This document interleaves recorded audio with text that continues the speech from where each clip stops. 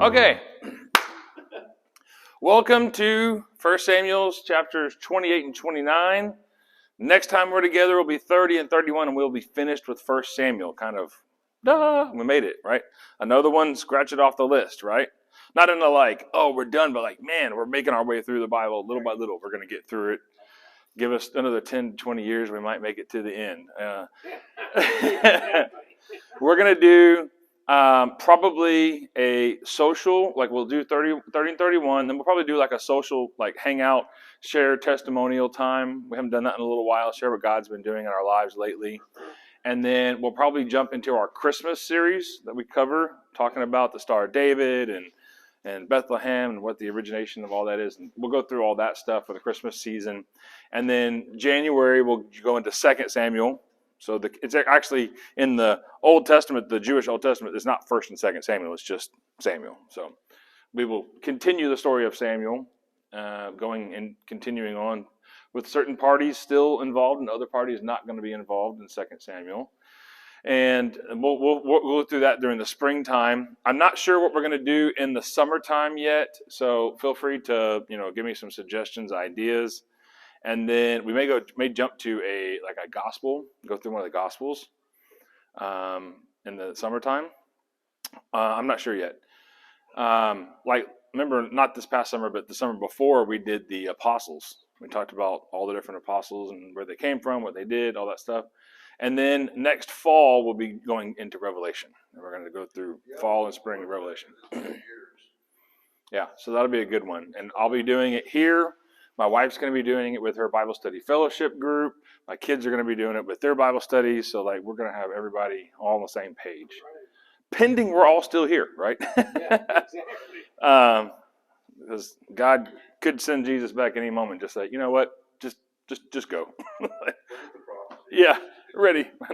No, I think I read this weekend I was reading in preparation to finish for tonight. And I ran across a passage, not a passage, but a commentary that basically said that there's about 2,500 prophecies that talk about the end times. And 2,000 of them have come true already, word for word have come true. So we got about 500 left, but they're coming at a fast pace now. So I don't know what that looks like. I don't know, maybe fast for a little while and we may have a quiet time. I don't know. So I'm not trying to prognosticate. You will not hear me say, guys, pack your bags because June 1st or 24, I'm not going to do anything crazy like that. So you must just be prepared at all times. And that's kind of maybe what we might do then. Ooh, that's a good one. In the summer, we can talk about some of the cultural references of the Old and New Testament that point us to Jesus and his return. So some of the things like the bride and the groom, he asks her to marry, she says yes, and the way she says yes is she'll drink, he'll offer her a cup of wine and she'll drink the wine to say, yes, I accept your proposal.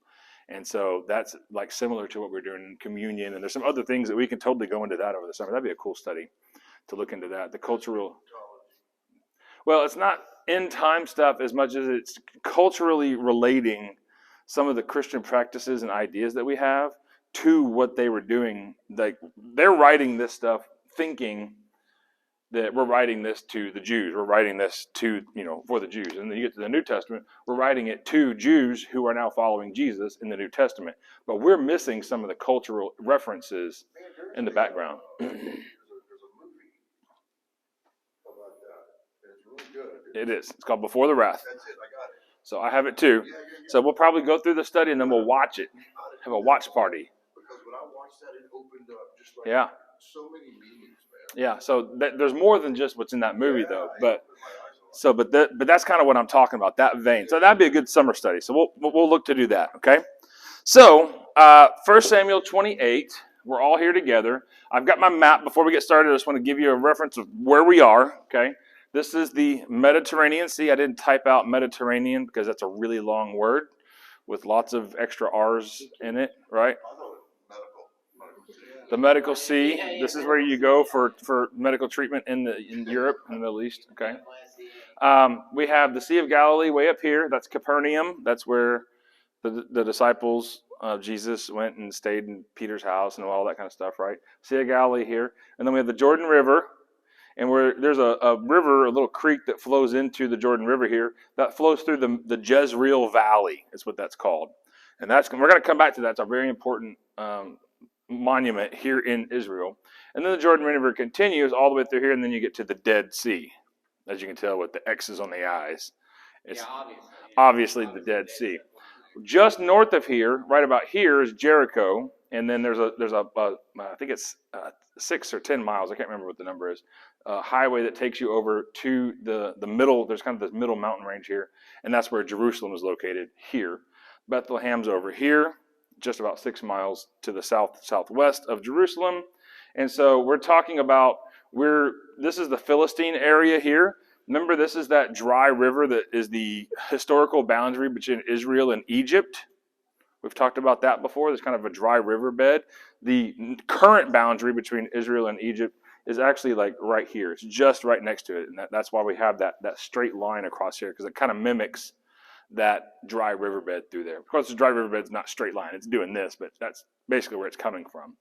So this area here, which is included in the Gaza Strip, to go contemporary on you, this section here is the homeland of the Philistines, which over the past 5,000 years, their name has changed to the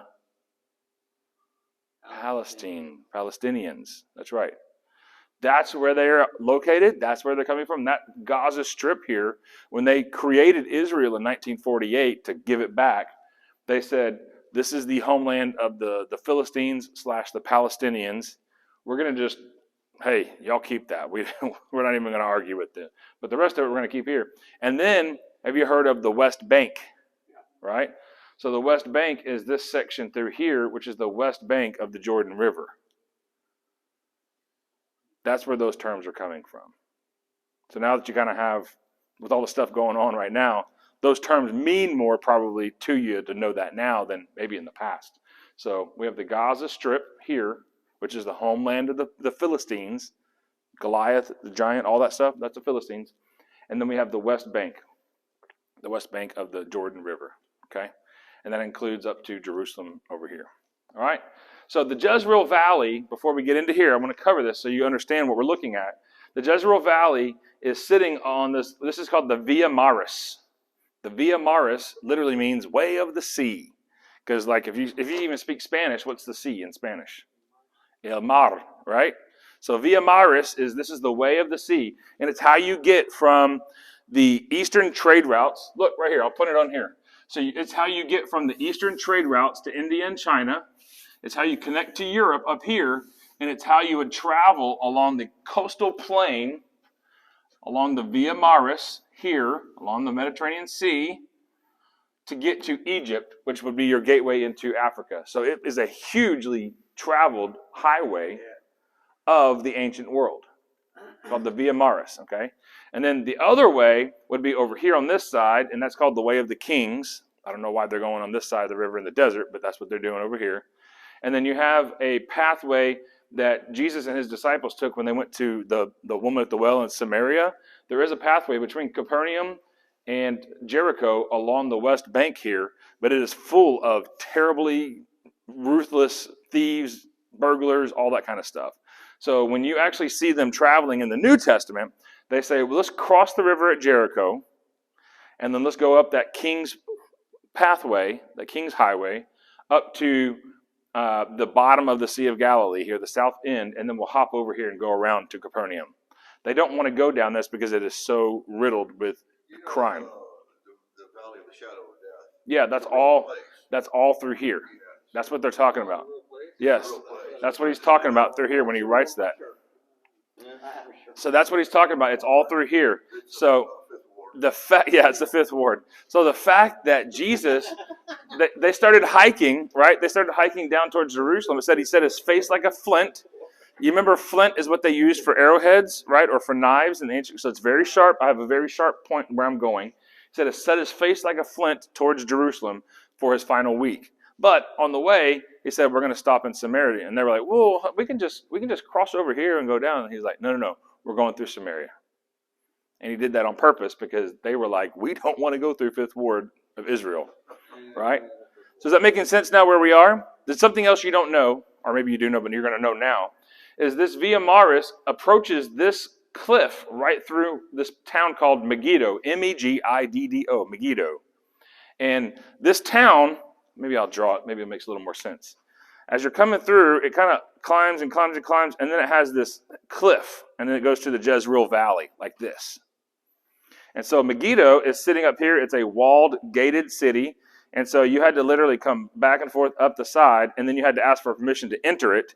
And they would just make you pay tolls, taxes. What are you carrying? Give me something. So it became a super rich town on the Via Maris. And it was nearly impregnable. You couldn't get into it because there was this cliff face on the approaching side. So in Hebrew, the word har, H-A-R, means the hill of or mount of, and then Megiddo. So Har Megiddo, what does that sound like? Har Megiddo, Har Megiddo. Armageddon. That's where the word Armageddon comes from. It comes from the term Har Megiddo. It's like related to Harmageddon. It's like cabra is what? Goat, right? What is cabron? Right? Cabron is bad. It's like you're goat-headed, right? You're over the top. So it's like Har Megiddo is the mount of Megiddo, but Harmageddon is like this place that you just can't get into. Does that make sense? That's where it really kind of originates from. Spanish and Jewish, Hebrew, it's not the same, but you get the idea, the conjugation of it there. So this is also going to be the location, the Jezreel Valley. It says that in Revelation, which we're not going into Revelation, but just since we're already here talking about it, that there's going to be an army from the east, and it's going to come, and there's going to be a battle that's going to be so fierce that they're going to have so much blood flowing through the Jezreel Valley that it's going to be up to the bridles of the horses. And that's because they'll all be fighting in this valley right here in front of Megiddo, Har Megiddo. Does that put you in perspective now where we are? All right. Yes. You said there's going to be what up there next? Blood. Blood. So I'll be red. Was that in Revelation? Yeah. Yep. So we'll cover that later on. All right. Next year. Yeah, next year. So let's downshift and let's go back to 1 Samuel. Now that we've covered this, now you have a good idea of where we are, okay? So chapter 28, verse 1. And it came about in those days that so there's a time span, by the way, when it says that it came about in those days. So that means, hey, a little bit of time's passed. Here's the next kind of insertion into the diary, kind of a deal. So since chapter 27 ended, and it came about in those days that the Philistines gathered their armies together for war to fight with Israel. Now remember, where's David right now? He's with the city. They had little city states. It'd be like if Houston was its own like little country. And then when you were outside of that, you were just outside of it. And then whenever you were in Dallas, you're in Dallas, its own little country. So the king of that little town, his name was Achish. Remember we talked about that? And David said, Achish, can I hang out here? I'll stay outside camp, so I'm not inside of your territory. I don't want to take any away from you. But I'm going to be out here in the territory. And if you remember in chapter 27, he was going and he was killing Achish's friends. And Achish would be like, oh, David, hey, you coming back from a busy day, marauding and pillaging and plundering? Who'd you go and take out this time? And he said, oh, the other tribes that are on the south part of the Jewish country. I'm sorry, but that's not just some serial killer murder stuff. Like It's pretty bad. I mean, you make up a story who your victim was. Oh, it was Bill on there. Yeah. So he's lying. He's lying to Achish, telling him, oh, it's these other people. He's really taking out all of Achish's friends and relatives. So he's taking them all out. So let's see how that unfolds. So the armies gathered together to go fight with Israel. And Achish said to David, know assuredly that you will go out with me to battle, you and your men. It's like, yes, you're going with me. I know what you've done. I've seen, you're terrorizing all those people over there. I know what you can do, right? So you're going to go with me. And David said to Achish, surely you know what your servant can do. Like, you know what I can do. He doesn't know that he's been killing his relatives and friends, but he's like, surely you know what I can do. You know what I'm about, right? So Achish said to David, therefore I will appoint you my bodyguard for life. So here's David. Let's rewind a few chapters. Who's David again? Remind me. No, he's a young shepherd boy. He killed Goliath. He's killing all Achish's friends and relatives. He slew the giant and then cut his head off. He was the general for King Saul, and he has been defeating all these other armies that are around. And Saul's killed his thousands. David's killed his tens of thousands, right? He's killing them from back. And so Achish says, "You're going to be my bodyguard." Can you imagine Arnold Schwarzenegger in Predator, that character, or Arnold Schwarzenegger in Commando from the 80s? Can you imagine him being told by, like, Paul Rudd, hey, man, you're awesome. You know what? You're going to be my bodyguard. And Arnold's like, I'm your bodyguard. Like, I am my own person. What are you talking about? I'm the Terminator. I'm here to take you out, right? So he's not interested in being the bodyguard. He is the guard, right? He is the one. So they are talking, and in the midst of this going on, Samuel dies. You see that over a couple of chapters ago in chapter 25. Samuel dies. So it's like, hey, Samuel dies, and all Israel mourned, and they buried him in Ramah, his own city. And listen, verse 3, Saul had removed the mediums and necromancers from the land. So if you'll remember all the way back in chapter 9, 1 Samuel chapter 9, Saul was trying to find out if he should go to battle or not. Instead of calling on God, he was told, hey, we got some money. Why don't we go visit a medium, a psychic? We'll go and see what's going on. And he was like, palm reader. And he was like, that's a good idea, man. Let's go do that. Well, as he has been broken down and broken down and broken down and broken down, and Samuel has his final words against him. David has a chance to kill him twice, doesn't kill him. He confesses, man, I am a screw up. David, you're going to be king. You're awesome. I'm a total screw up here. Man, God's turned his back away from me. Man, I'm really messed up. So it appears that he has a little bit of repentance, because it says he actually gets rid of all the psychics, mediums, and necromancers. Necromancer just means somebody who tries to talk with the dead. Okay? So dead mancer is like a romancer. I'm romancing. It's like necromancer. I'm trying to interact with the dead. So he gets rid of them. It's almost like you can see his actual repentance here, where he's like, man, I really screwed up. I got all this.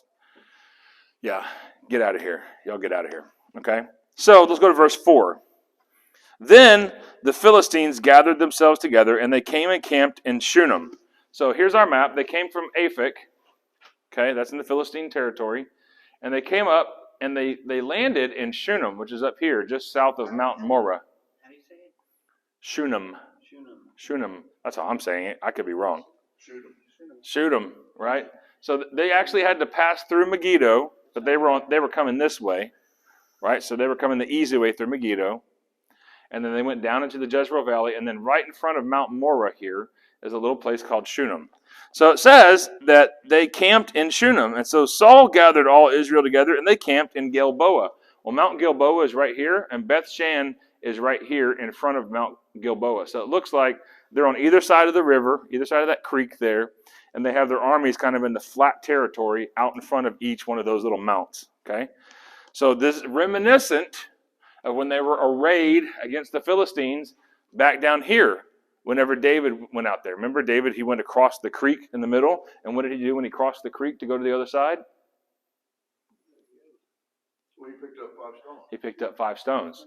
So that's how you know he was walking across the middle, going through the creek, and coming up the other side to go attack them. Same thing here. We've got him coming up on Mount Gilboa. We got him up on Mount Morah, and in the middle is this creek of the Jezreel Valley. All right.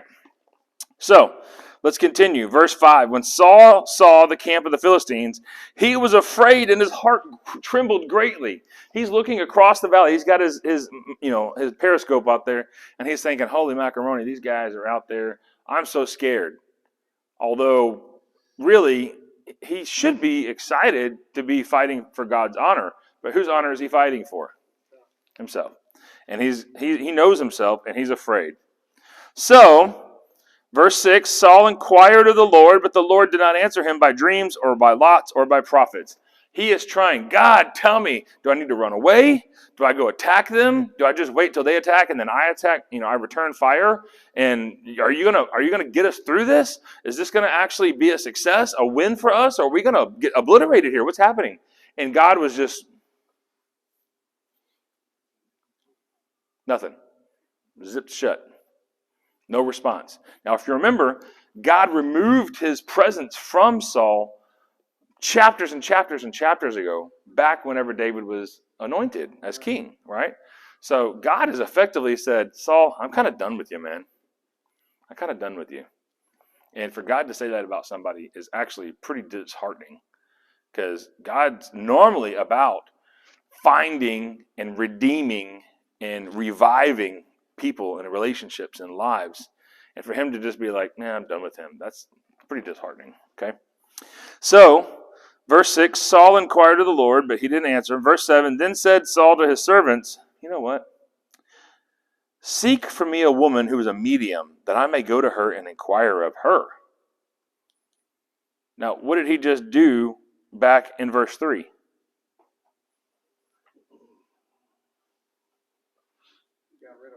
He got rid of all the mediums and necromancers. I wonder what's bringing this back on.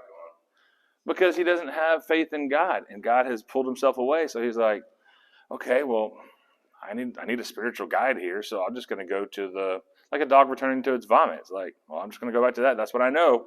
I thought he might have met a woman, Oh no, I'm pretty sure he's done. I'm pretty sure he's done with women for now.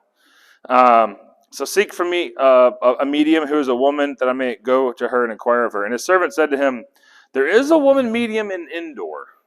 Right? Not Endor from Star Wars, but Endor.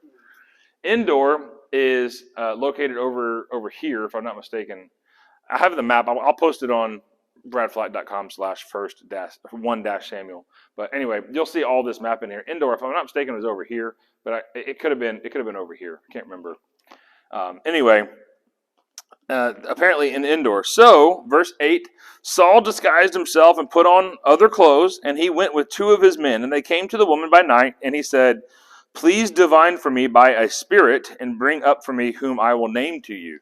So this wasn't just simply, read my palm. Oh, you've got a crossed, I don't even know what they are, but you've got a crossed line on your palm. That means you have bad luck, or whatever they come up with, right? He's literally saying, I'm going to name for you somebody, and I want you to get their spirit to come up so we can interact with it.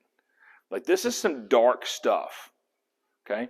And this is one of the reasons, as a side note, whatever you want to do is fine. My family has been celebrating Halloween just with family and stuff and letting the kids dress up for years. But after reading passages like this, I'm realizing it's really for me and my family, not for you, but for me and my family, it's really a trying to sugarcoat a celebration of the darkness that's out there. And so we're just not going to participate. We're just going to have a family and movie night at home or something. We're not going to do anything. If you want to go do that, this is not a knock on you. You have to make a decision for yourself. And we were doing it harmlessly as well, too. The kids were dressed up like Iron Man or whatever. It's not like they were dressing up as ghosts and goblins and ghouls and all that stuff. We weren't even doing that. But we just have decided we're just not going to do that, because I don't want to pretend to get even close near to stuff that's this dark. Okay, so that's just for me. I think it was darker back in those days. The reason why they had access to bodies, you have laws now. Yeah. Everything's buried immediately or cremated, etc.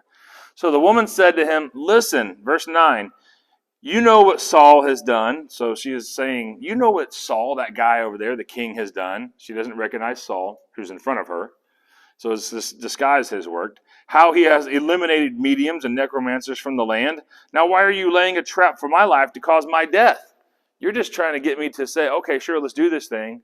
And then you're going to get me in the act. And then, aha, handcuffs, you're busted, Entrapment, right? No way, I'm not doing that. So Saul swore to her by the Lord. Saul swore by God, Yahweh, Jehovah God, that I'm not going to do that. Let's do some dark necromancing. Like, this is a pretty jacked up swear by God. I mean, think about what he's saying. He's like, yeah, we're going to do some really evil stuff. And by God, I won't. Well, even if he's being honest, you shouldn't swear to God. Correct. But especially not if you're going to be doing some, magic, dark arts or whatever you want to, In an honest way. Yeah. In an honest way, like magic. Good night. Yes. So, as the Lord lives, no punishment will happen to you for this thing. Then said the woman, whom shall I bring up for you? So she's like, okay, I'm game. Who do you want to talk to? So I got him on speed dial, just whatever. I don't know how this works, but that's pretty jacked up that she can just call up a spirit, right? So that tells you that there's some serious demonic activity happening. So he said, bring up Samuel for me.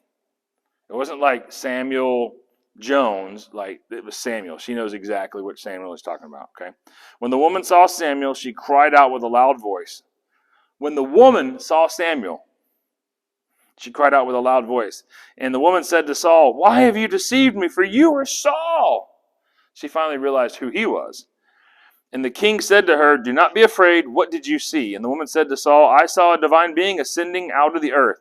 And he said to her, what is his appearance? And she said, an old man is coming up, and he is covered with a robe. And Saul perceived that it was Samuel. And he kneeled with his face to the ground and bowed himself. And Samuel said to Saul, why have you roused me to bring me up? This is like some crazy stuff. I mean, do you see what we're reading here? That's the crazy stuff.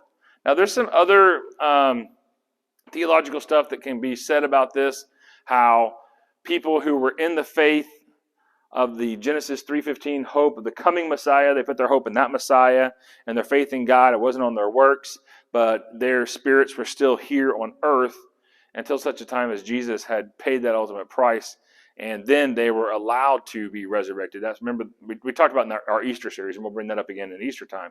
We talk about the first fruits, right? So if I plant a crop of grain, the first fruits, I take that around Easter time, and I take it to God and I say, hey, thank you for this. This is the first grain that's coming off my crop. I'm giving it to you, God, because I know you're going to bless me with the rest of this. Okay? Well, the first fruits of Jesus' resurrection, when he died, it actually says there was an earthquake and tombs opened up and they came out and started walking around town. The first fruits of Jesus was resurrection. And so that's when the spirits who had been hanging out here were able to actually then go be with God at that point, because he was the first fruit of the resurrection. So that's some also crazy stuff. You don't hear that a lot from the pulpit. That's neither here nor there, but that's kind of what that is pointing to. Okay, so Samuel says, "Why have you roused me and you're bringing, like, what do you need? I'm resting down here. What do you want?" So Saul answered and said, I am greatly distressed, for the Philistines make war against me, and God has departed from me and does not answer me any longer by prophets or by dreams. You can hear him like whiny. Therefore I have called you so you can make known to me what I should do. Right? Samuel is dead. So you're calling him a girly. Yeah. Samuel's dead. He's in the ground hanging out apparently. And Saul is... I don't know. I mean, what's he doing down there? Resting. Well, he's resting. He's like, why have you aroused me? Why have you... Yeah, he's like, I'm chilling down here. Leave me alone. Yeah. And Saul's, he's in the afterlife, right? He's just in his spirit. And Saul can't get a hold of God. He's not picking up the phone. Pick up the phone! Click. So he's like, all right, give me Saul. Like, give me Samuel, right? So it's just crazy that he is so insecure and he's so out of touch with how he has sinned that he refuses to see his own sin. He's going to call on all these other people for those little rabbit foot that he can rub on to make a good token so that he can try to figure out if he can win this battle.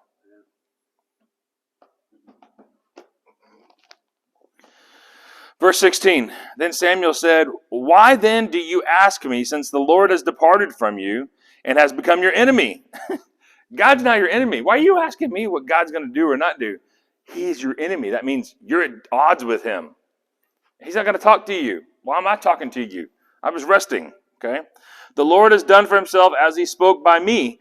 The Lord has torn the kingdom from your hand and has given it to your neighbor David, which Saul had already kind of figured that out, right? As you did not obey the voice of the Lord and did not carry out his fierce wrath against Amalek, therefore the Lord has done this thing to you this day. And, moreover, I almost feel like when he says that, it's almost like Samuel's like, now you got me going. And, moreover, the Lord will deliver Israel with you into the hand of the Philistines, and tomorrow you and your sons will be with me. Where's Samuel? In the afterlife. So what's he saying? Dead. Saul immediately fell full length on the ground because he greatly feared the words of Samuel. Also, there was no strength in him, for he had not eaten bread all day or all night. So he had low blood sugar, and he was having a freak out. Right? So the woman came to Saul and saw that he was terrified, and she said to him, listen, your handmaid obeyed your voice. I've taken my life in my hand and have listened to your words, which you spoke to me. Now, therefore, will you also please obey the voice of your maidservant, and let me set before you a piece of bread and eat, so that you may have strength when you go on your way. She's basically saying, all right, listen, you said you weren't going to punish me. I got the dude. He came out of the thing. He talked to you. He gave you some bad news, and now you're freaking out. I need you to eat this bread so you can get out of here, please. Can you get on your way? Get skedaddle, right? Verse 23, but he refused and said, I will not eat. What a whiny baby. What a whiny baby. She's literally like sliding it on the ground to his face. All he has to do is like, just bite it. But his servants and also the woman urged him, and he listened to them. So he arose from the ground and sat on the bed. Now, verse 24, the woman had a fattened calf in the house, and she turned and killed it, and took flour and kneaded it, and baked unleavened bread from it. She brought it before Saul and his servants, and they ate. Then they arose and went away that night. So she was like, fine, if I got to cook dinner for you guys to get up out of here, I'll be right back.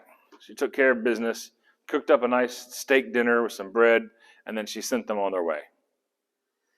So in chapter 28, we see Saul, seemingly remorseful of his choices, sends away the mediums, necromancers. The Philistines show up in battle. He shows up in battle. He says, oh boy, I can't do this on my own. I need God. God, hello, God. No more voicemails. I need you to call me back. Come on. Nothing. So then he goes like a dog back to its vomit. He goes back to the mediums and the necromancers. And he calls Samuel. And Samuel's like, dude, what do you want? What do you want? Oh, I need to find out if God's, helped me out on this battle over here. He's already left you a long time ago, dude. Why are you even bothering me about this? Why are you even? And by the way, you're going to be hanging out with me tomorrow. That's a heck of a conversation.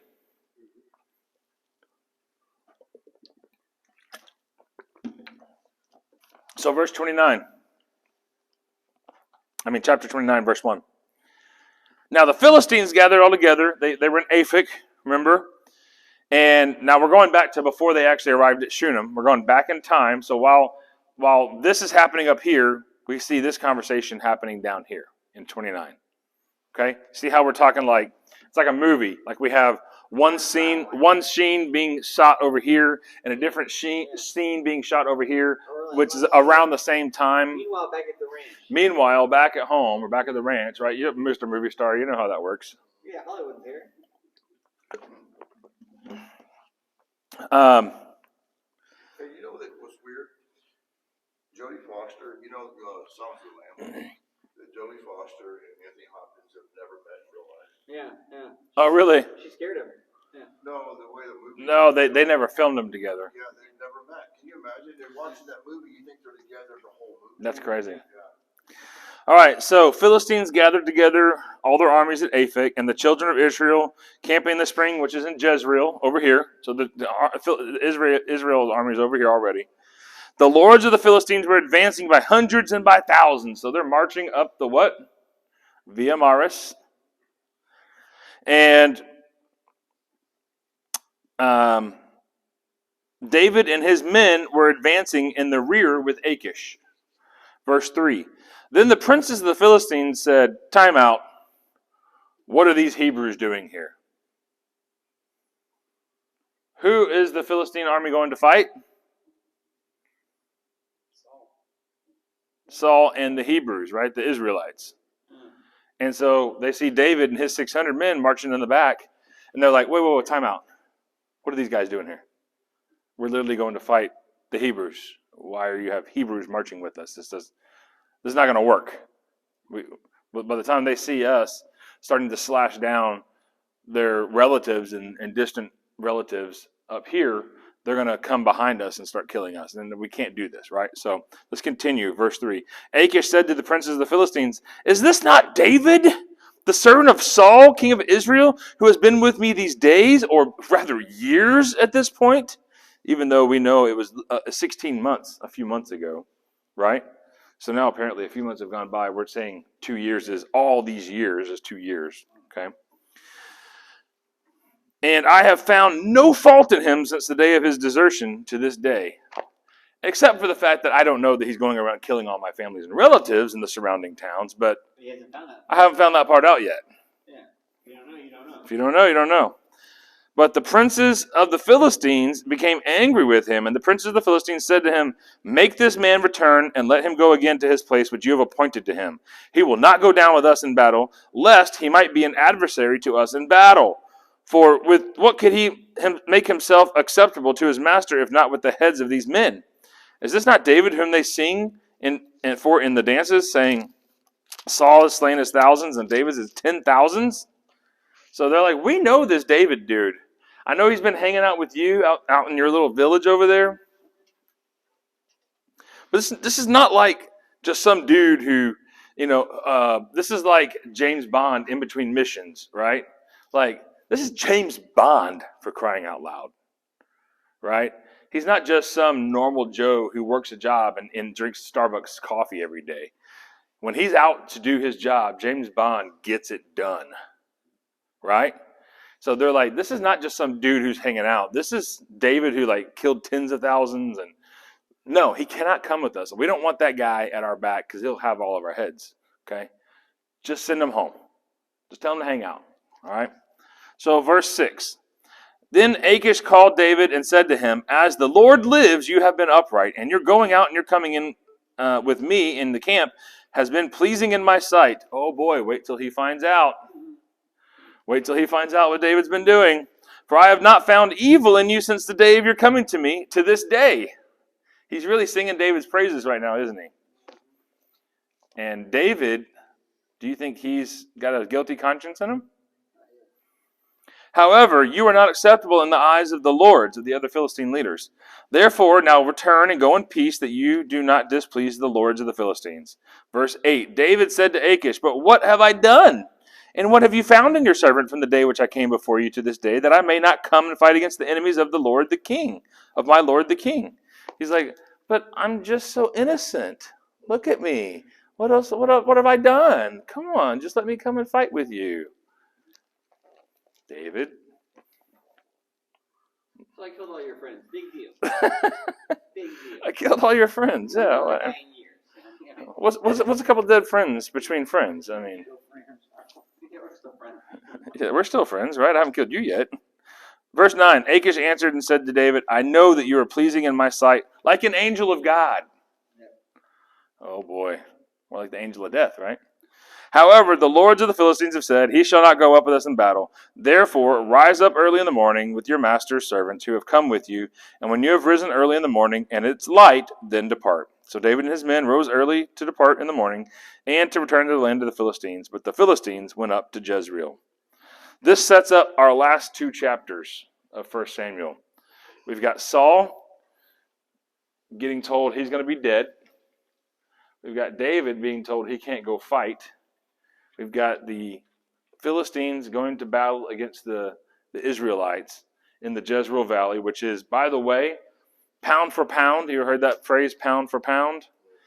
acre for acre, this is the biggest land that has had battles fought over it in the entire world. This Megiddo, this thing right here. And that's why the final battle happens there. Jezreel Valley, remember that. So we're setting up for a great finale. Again, is this going to be on the final? Jezreel Valley? Jezreel Valley, you might see that on the final. Okay. You might need to know that for the final exam. Okay. Finally, bring a pen. Sure, bring a pen. I'm trying to use pencil a while. I haven't got one. You need a number 4 Number 4 black ink pen. So if you can find that, you can take the exam. But we really are shaping up here to finish 1 Samuel with a potential. You see this kind of building. Now we have this thing coming. What's going to happen? So we're going to come back next time. We're going to talk about the finish of 1 Samuel. But if you remember, that's just the way our Bible has it split up. In the original text, it was just the story of Samuel. And so there's not a first and second. So we're actually going to continue into 2 Samuel, and we'll get that done in the springtime. For sure, we'll finish that. So see you next time for the exciting conclusion of 1 Samuel. Have a good one.